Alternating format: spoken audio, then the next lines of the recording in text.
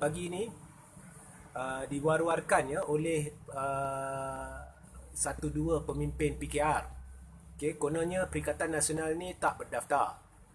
Kemudian sebab yang digunakan untuk dakwaan itu adalah pihak PKR ni telah pergi cek online dan mendapati bahawa status online Perikatan Nasional tu tidak nyata lah, tak ada lah. Maknanya Perikatan Nasional tidak didaftarkan. Kemudian pihak Cyber Trooper Perikatan Nasional menyerang. Tapi serangan mereka tu alas dakwaan Cyber Trooper ni kali ni betul sebenarnya. Mereka berkata bahawa sebenarnya kalau lihat tarikh pada rangkaian online untuk cek ya status pendaftaran tu, dia tidak dikemaskini. Jadi sepatutnya PKR tahu benda tu. Sebenarnya hujah tu betul. Tapi apa pun, kemudian ROS keluarkan kenyataan berkata bahawa kenyataan PKR tu tidak berasas kerana Perikatan Nasional sebenarnya telah didaftarkan pada 7 Ogos. Now, saya nak tahu daripada ROS dan Perikatan Nasional dan PPBM, siapa yang menipu? PPBM ke, Perikatan Nasional ke, atau ROS? Sebab saya tanya, pada 10 hari bulan, pemimpin PPBM mengeluarkan kenyataan. Sebentar lagi saya akan letak ya link kepada artikel. Dalam 10 minit lepas live ni saya akan letakkan link. Jangan lupa cari link itu dan baca artikel tu, di mana saya ketengahkan hujah-hujah terperinci ya.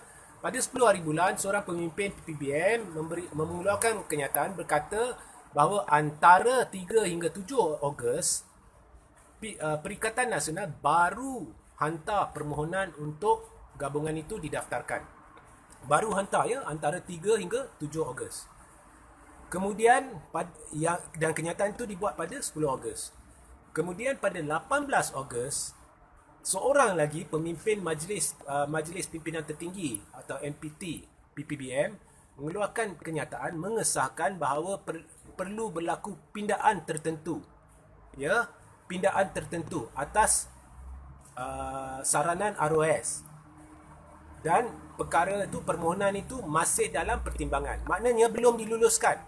Yang kenyataan ini dikeluarkan oleh seorang ahli Majlis Kepimpinan Tertinggi PPBM. Ini bermaksud bukan hanya pada 18 hari bulan Ogos, menurut kenyataan ahli Majlis Kepimpinan Tertinggi PPBM itu, pendaftaran Perikatan Nasional belum selesai. Malah dia sendiri secara tidak langsung mengaku bahawa ROS sebenarnya berhubung rapat dengan PPBM. Jadi hari ini tiba-tiba ROS kata pendaftaran dah dibuat pada 7 Ogos. Jadi saya nak tahu, siapa yang menipu? Adakah PN yang menipu? Adakah PPBM yang menipu? Atau ROS yang menipu? Sebab ada penipuan. Okey? Jadi ini saudara-saudari baca sebentar lagi. Saya akan letak dalam 10 minit lepas live ni link kepada artikel tu, anda boleh baca. Dan semua ni adalah berdasarkan kenyataan-kenyataan yang dikeluarkan di media arus perdana rasmi. Ya.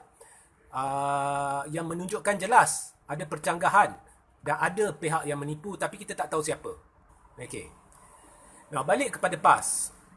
Saya selama ni sudah dalam beberapa hari menunjukkan bahawa nombor 1, PAS sememangnya diperlakukan seperti sampah di Sabah, dan kepimpinan PAS di Sabah dan Pusat termasuk beberapa dari Majlis Syura sebenarnya terlalu marah dengan UMNO, dan untuk cuba menangkis persepsi bahawa PAS dipijak-pijak oleh UMNO, jadi PAS mengeluarkan terpaksa, bukan terpaksa mengeluarkan kenyataan-kenyataan kononnya PAS sengaja beri laluan dan sebagainya.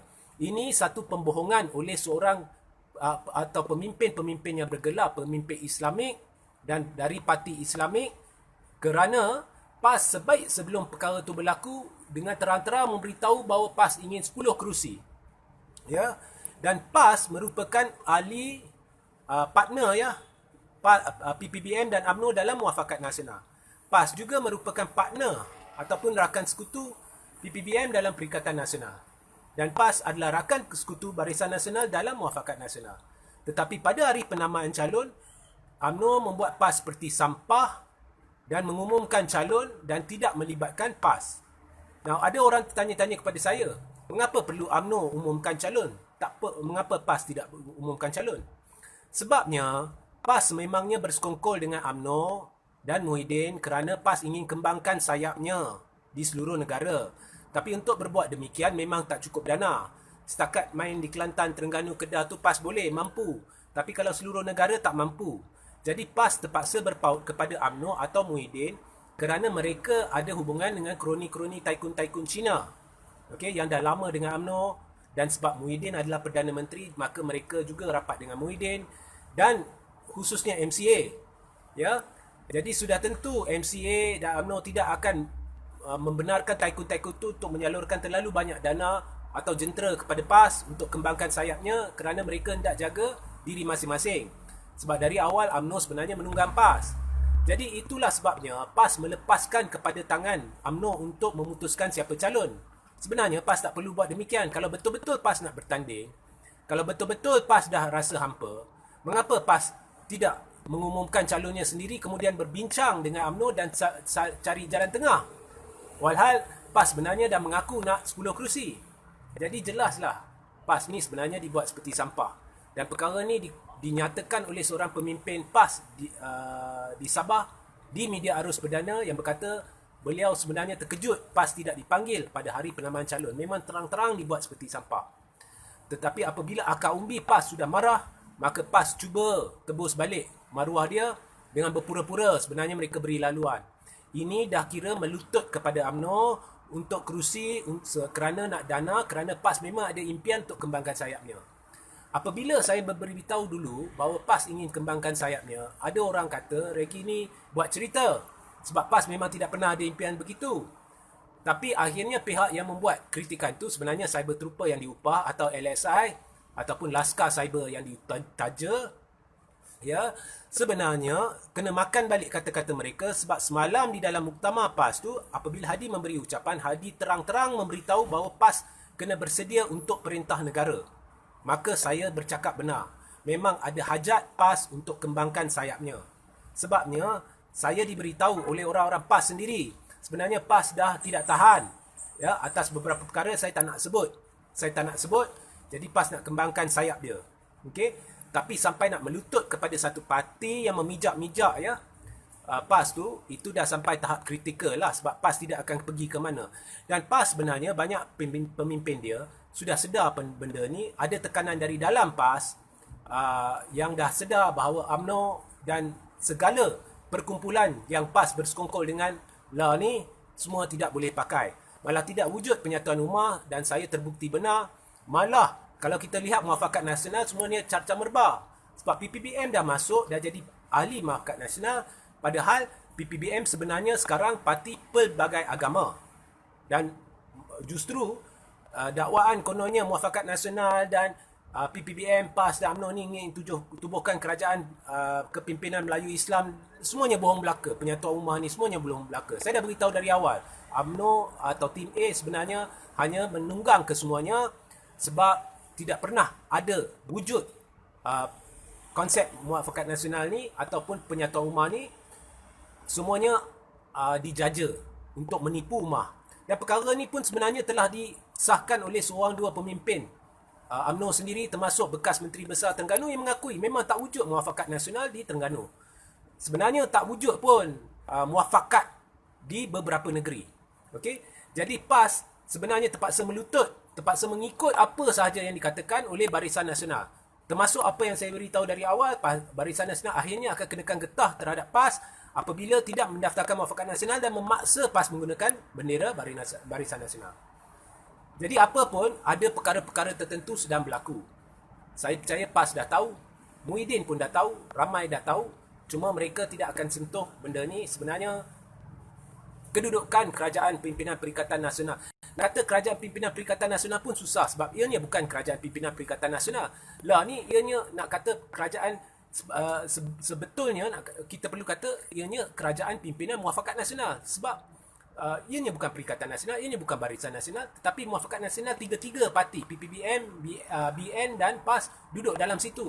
Jadi ianya sebenarnya Kerajaan Pimpinan Muafakat Nasional, ya. Semuanya dah carca merba dan dalam keadaan kritikal dan boleh tumbang bila-bila. Jadi saya saya tak payah cerita kat PAS lah. Umum pun saya tak payah cerita. PAS, pemimpin PAS yang mendengar live ni, mereka faham-faham saja, mereka tahu sajalah. Okay?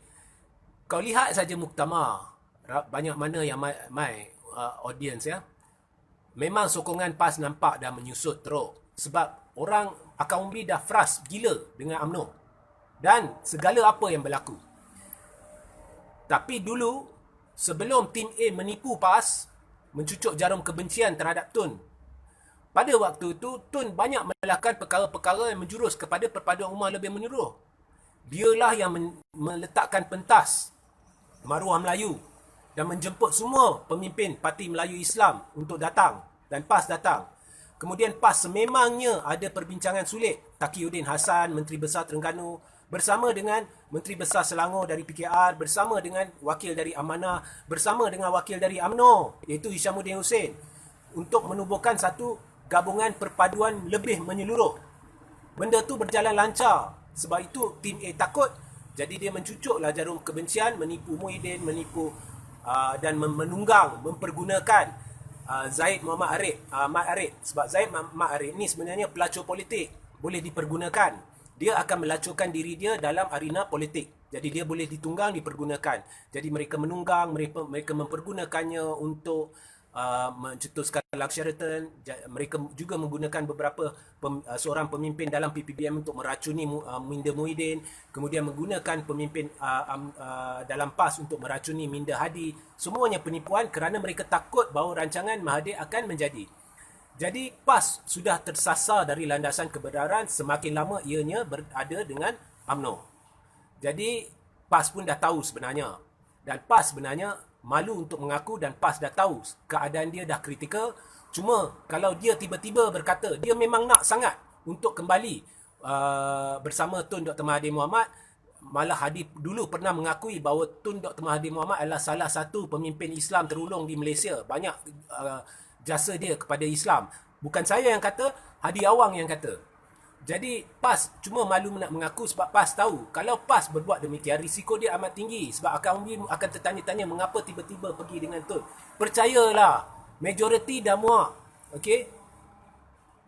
Tidak ada peningkatan, malah ada penyusutan dalam sokongan terhadap Barisan Nasional dan PAS. Tak percaya? Lihatlah penipuan yang berlaku di Slim. Oh, ura-ura, Barisan Nasional dah menang majoriti. Itu bukan cara analisis. Kalau kita campur undi PAS dengan Barisan Nasional di PRU 14 dan bandingkan dengan undi Barisan Nasional yang serupa juga dengan undi Barisan Nasional campur PAS di Slim 2020, kita akan mendapati tidak ada peningkatan langsung dalam sokongan terhadap Barisan Nasional biarpun jentera hebat digunakan untuk melawan dua calon bebas. Ya, hakikatnya PAS dengan UMNO sekarang dalam keadaan kritikal dan PAS dah tahu benda ni. Jadi, jangan lengah-lengahkan masa lagi sebelum terlambat. Saya ulang, sebelum terlambat. Jadi, PAS dah tahu. PAS tahu apa yang saya maksudkan. Jadi, baliklah kepada landasan kebenaran, kembalilah kepada Blok Bebas Kuasa Ketiga, pimpinan Tun Dr. Mahathir Mohamad. Okey? Jadi, inilah pesanan saya untuk hari ini. Dan saya juga menyarankan adalah agar GPS yang sudah tahu kerajaan ni tidak boleh bertahan lama. Jadi GPS ni pun dah sedar. Jadi jangan tunggu. Itu mesej saya. Jangan tunggu lama.